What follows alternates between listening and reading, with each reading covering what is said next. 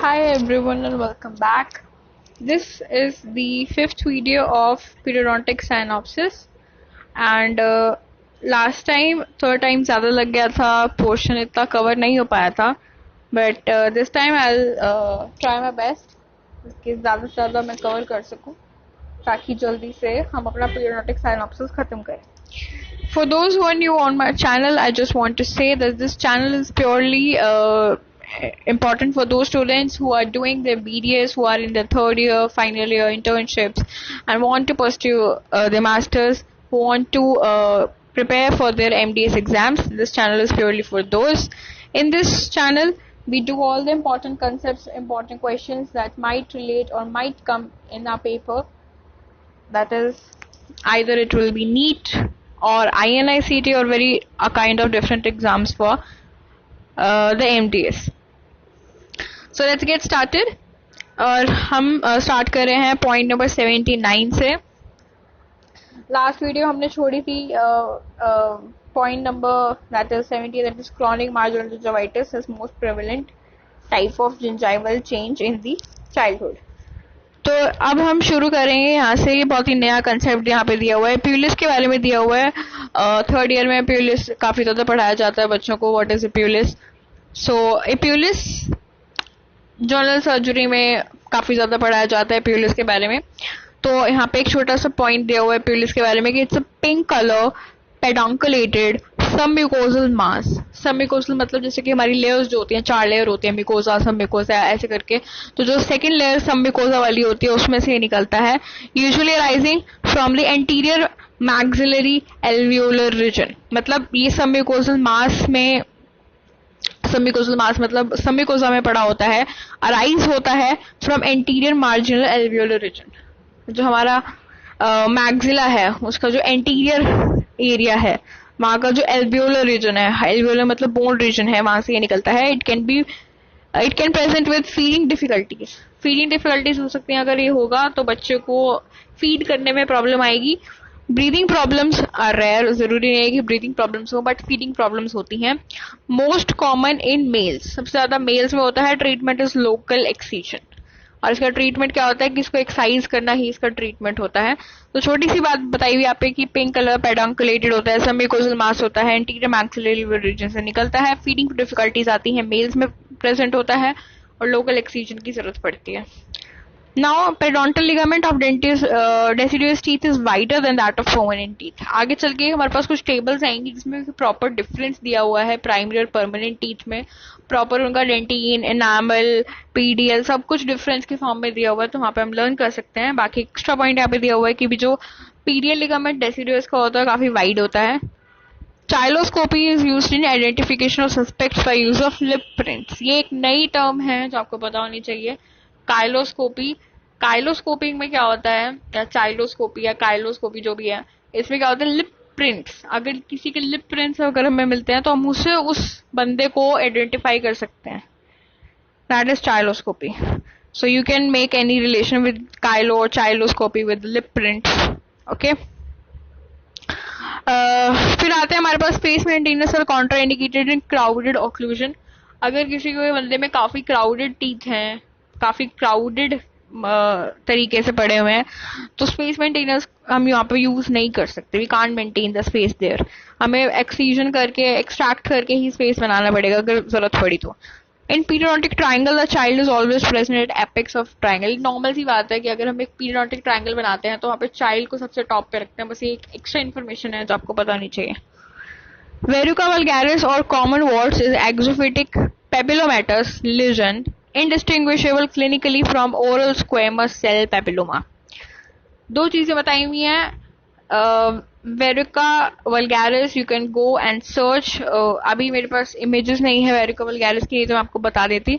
वेरुका vulgaris और common warts को, वेरुका vulgaris को कॉमन वॉर्ट्स कहते हैं. कुछ नहीं होता है, ऐसा लगता है कि किसी रीजन पे ऐसे बड़े बड़े से पैपिला से, मतलब छत्ते से ऐसे दिखाई देते हैं. एलिवेटेड एरिया होता है. एक्सोफिटिक पेपिलोमेटस रीजन्स होते हैं जो कि क्लिनिकली देखने पर ऐसे लगते हैं कि जैसे सेम हो जैसे कि ओरल स्क्वेमस सेल पेपिलोमा होता है.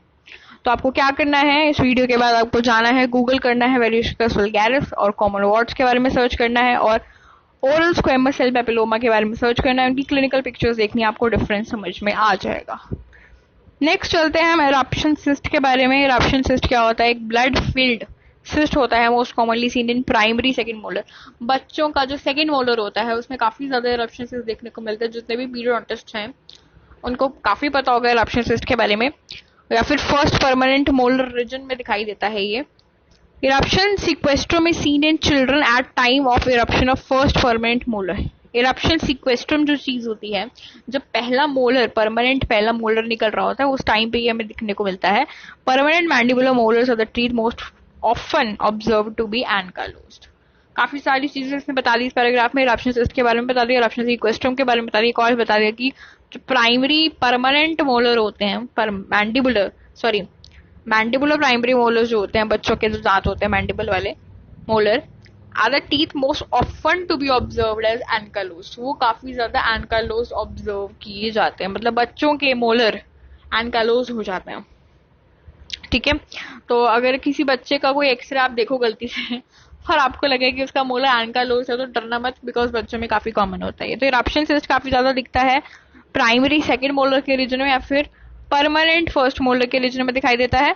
इरप्शन सीक्वेस्ट्रम हमें उस टाइम पे दिखाई देता है जब परमानेंट फर्स्ट मोलर आ रहा होता है। और हमें ये भी पता चला कि primary molars are the teeth that most commonly observed to be ankylosed. Next, rampant caries. Rampant caries term should be applied to caries rate of 10 or more new lesions per year. अगर 10 से ज्यादा lesions एक साल में हो रहे हैं तो वो rampant caries, lesions मतलब cavities अगर हमें दिख रही हैं 10 से या 12, 15, 16 cavities एक साल में दिखाई दे रही हैं तो वो rampant caries होती है। रेट बताया हुआ है यहाँ पे rampant caries का। Next portion is under laboratory conditions. Sucrose is more likely to cause rampant multi-surface cavitation than glucose, fructose, sorbitol and starch. Lab में पता चला है कि जो सुक्रोज होता है, ठीक है, लोग काफी ज्यादा सुक्रोज की तरफ अट्रैक्टेड होते हैं क्योंकि ग्लूकोज में वो सोचते हैं कि नहीं, सुक्रोज काफी ज्यादा इंटेक करते हैं। लेकिन ऐसा देखा गया है कि जो सुक्रोज होते हैं that likely to cause more rampant multi surface cavities.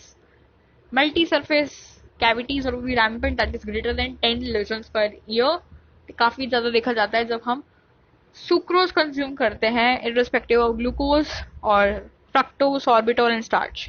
It is generally recommended that parents being cleaning the infant's mouth by the time first tooth इरप्ट्स।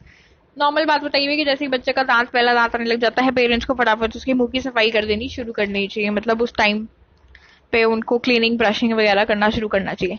फोलाकिन also known as folic acid is essential for formation and maturation of both red and white lesions.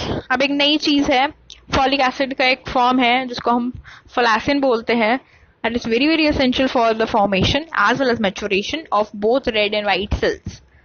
तो folic acid जो होता है वो हमारा that is really very important for red and white blood cells. अब हमारे पास caloric sugar substitutes के बारे में बात कही हुई है, तो not fermented by plaque flora. जो प्लाग से फर्मेंटेड नहीं होता, कैलोरिक शुगर सब्स्टिट्यूट्स होते हैं ये। कैलोरिक मतलब इनमें कैलोरीज तो होती हैं but they are sugar substitutes, बाकी प्रॉपर्टीज नहीं होती और they are not fermented by plaque flora.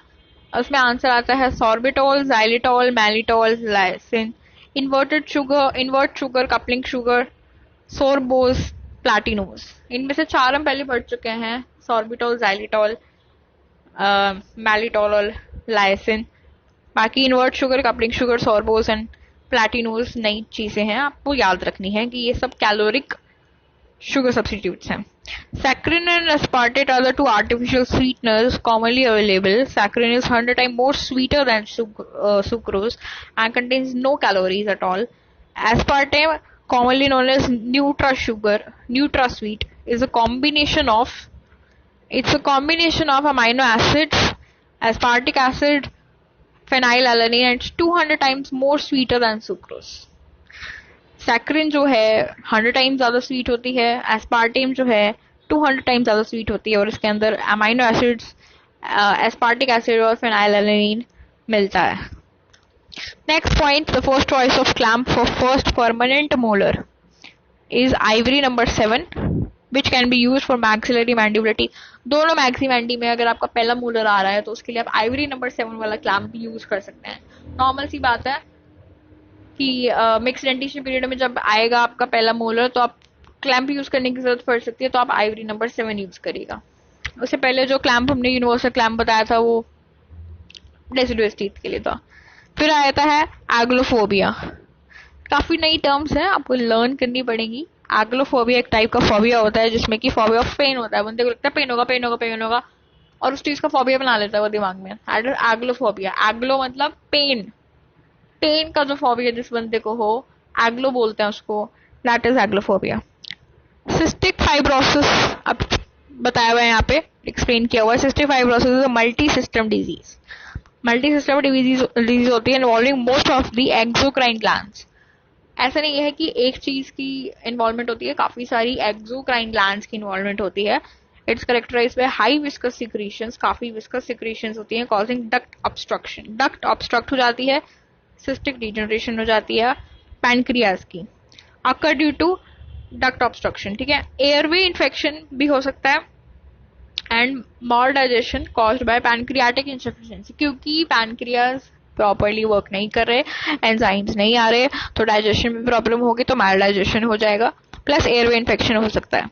Defective gland secretions cause abnormal water and electrolyte transport across epithelial cells resulting in chronic respiratory and GI problems। क्यों होता है chronic respiratory GI problems? क्योंकि gland अपना काम नहीं कर रही, proper secretions नहीं कर रही, प्रॉपर सिक्रीशंस नहीं कर रही तो जो वाटर और इलेक्ट्रोलाइट्स का जो ट्रांसपोर्ट होता था ग्रेडियंट फॉर्मेशन की वजह से, प्रेशर की ग्रेडियंट फॉर्मेशन की वजह से, वो नहीं हो पा रहा है क्योंकि प्रेशर नहीं बन पा रहा है, क्योंकि सिक्रीशंस नहीं हो पा रही हैं, तो उसकी वजह से वाटर इलेक्ट्रोलाइट का डिस्टर्बेंस हो जाएगा और जिसकी वजह से स्वेलअप हो सकती हैं चीजें, रेस्पिरेटरी प्रॉब्लम्स आएंगी क्योंकि एल्वियोलाई में भी एक्सचेंज होता है, वो एक्सचेंज में भी प्रॉब्लम आएगा और जीआई प्रॉब्लम्स भी आएंगी। तो एक छोटी सी चीज आपको समझाई गई यहाँ पे कि सिस्टिक फाइब्रोसिस को छोटा मत समझिए, मल्टी सिस्टम डिजीज होती है, एक्सोक्राइन सारी इन्वॉल्व हो जाती हैं इसमें, रेस्पिरेटरी प्रॉब्लम्स, जीआई प्रॉब्लम्स और पैनक्रियाटिक डक्ट ऑब्स्ट्रक्शन काफी ज्यादा देखने को मिलती है। पैनक्रियाज मेनली इन्वॉल्व होते हैं सिस्टिक फाइब्रोसिस में।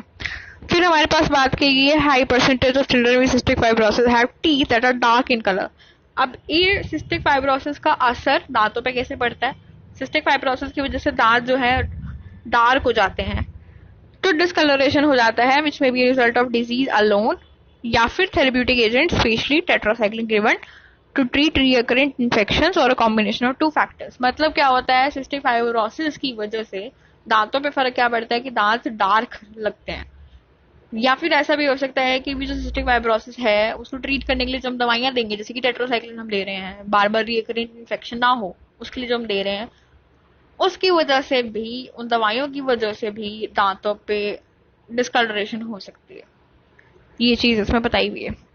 अब हम बात करेंगे कैल्शियम हाइड्रोक्साइड के बारे में। किसने इंट्रोड्यूस किया था? हर्मन ने इंट्रोड्यूस किया था 1930 में। Calcium hydroxide should be retained for 6 to 8 weeks when used in indirect pulp capping. And calcium hydroxide pulpotomy is not indicated in primary teeth due to chance of occurring internal resorption. क्योंकि calcium hydroxide की property होती है कि उसमें internal resorption हो जाती है, इसलिए जब हम पल्पोटमी करते हैं तब हम उसका यूज नहीं करते प्राइमरी दांतों में, मार्क माय वर्ड्स, प्राइमरी दांतों में उसका यूज नहीं करते जब हम पल्पोटमी करते हैं। लेकिन अगर हम पल्प कैपिंग कर रहे हैं, इनडायरेक्ट पल्प कैपिंग कर रहे हैं हम, आईपीसी मोस्ट कॉमनली आपने सुना होगा इनडायरेक्ट पल्प कैपिंग, तब हम 6 to 8 weeks के लिए उसको ऑब्जर्व भी करते हैं और उसको रिटेन भी करवाते हैं।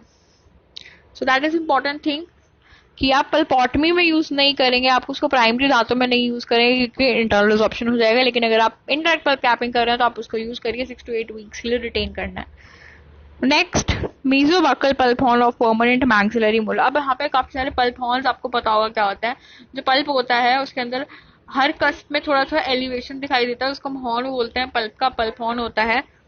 तो जो मीजोबक्कल कस्प होगा, ठीक है, मीजोबक्कल बोल देंगे हम उसको pulp horn, mesiobuccal pulp horn of primary maxillary permanent, जो पक्के दांत होते हैं मैक्सिला में, जो पहला मोलर होता है उसका जो मीजोबक्कल पल्प हॉर्न होता है, that is most commonly exposed during cavity preparation. बहुत ही इंपॉर्टेंट क्वेश्चन है कि वाइवा में भी पूछा जा सकता है, बहुत ज्यादा इंपॉर्टेंट है कि जब पल्प हॉर्न हमारे परमानेंट, ठीक है, परमानेंट मैक्सिलरी फर्स्ट मोलर में अगर एक्सपोज हो जाता है, कैविटी अगर हम बनाते हैं, तो उस टाइम पे ये जो पल्प हॉर्न है इसका एक्सपोज होने का बहुत ज्यादा चांस होता है। तो कौन सा वाला? मीजोबक्कल वाला। याद रखिएगा, परमानेंट दांत की बात कर रहे हैं, मैक्सिला की बात कर रहे हैं, फर्स्ट मोलर की बात कर रहे हैं। Mesolingual pulp horn of permanent mandibular first molar is most commonly exposed during cavity depression। दोनों ही बातें याद रखनी है। मैक्सिला का पहला मोलर जो है उसका मीजोबक्कल, और मैंडिबुलर के पहले मोलर का मीजियोलिंगुअल पल्प हॉर्न जो होता है वो एक्सपोज होने का बहुत चांस होता है। मीजोबक्कल pulp horn of primary first molar is commonly exposed during restorative procedures on primary molars। Primary दांतों में तो जो मीजोबक्कल पल्प हॉर्न है पहले मोलर का, वो रेस्टोरेटिव प्रोसीजर्स के दौरान, रेस्टोरेटिव प्रोसीजर्स ध्यान से सुनिए, रेस्टोरेटिव प्रोसीजर्स के दौरान उसका एक्सपोज होने का चांस बहुत ज्यादा होता है। तो 3 चीजें हमने यहाँ पे सीखी हैं जो बहुत इंपॉर्टेंट है। आज की वीडियो शॉर्ट होने वाली है बिकॉज काफी ज्यादा लंबी हो जाती है, 30 मिनट्स की देखी नहीं जाती, तो मैंने सोचा थोड़ी शॉर्ट वीडियो बना दूं। ठीक है, तो लास्ट के 3 पॉइंट्स बहुत इंपॉर्टेंट है, वाइवा के लिए भी, हर चीज के लिए भी, एंट्रेंस के लिए भी, कि आपको पता होना चाहिए कि परमानेंट दांत, सबसे पहले बात परमानेंट दांत, उसका जो ऊपर वाला है मैक्सिला वाला है, उसका पहले मोलर की बात चल रही है, चाहे वो मैक्सिला है चाहे वो मैंडी है, पहले मोलर की बात चल रही है, परमानेंट दांत की बात चल रही है। दूसरी चीज, मैक्सिला की अगर हम बात करें पहले मोलर की, परमानेंट की, तो उसका मीजोबक्कल कस्प, मीजोबक्कल कस्प का जो पल्प हॉर्न है उसका कैविटी बनाते टाइम वो एक्सपोज होने का बहुत खतरा होता है। मैंडिबुलर के परमानेंट के पहले मोलर की बात करें तो उसका मीजोलिंगुअल पल्प हॉर्न एक्सपोज होता है जब हम कैविटी बनाते हैं। रही बात प्राइमरी टीथ की, पहले मोलर की, तो उसमें जो मीजोबक्कल पल्प हॉर्न होता है वो रेस्टोरेटिव प्रोसीजर्स के दौरान एक्सपोज होने का बहुत ज्यादा चांस होता है। तो छोटा वीडियो है ये, मुझे पता है कि छोटे से वीडियो में ऑब्वियसली खत्म तो नहीं हो पाएगा सिलेबस, मुझे और वीडियो बनानी पड़ेगी, बट ज्यादा ना हो जाए और ज्यादा रिटेन ना कर पाओ आप, इसलिए छोटा video I think it's helpful. So अगर आपको जरा सा भी इंफॉर्मेटिव लगा ये वीडियो तो do like it, subscribe to my channel and thank you.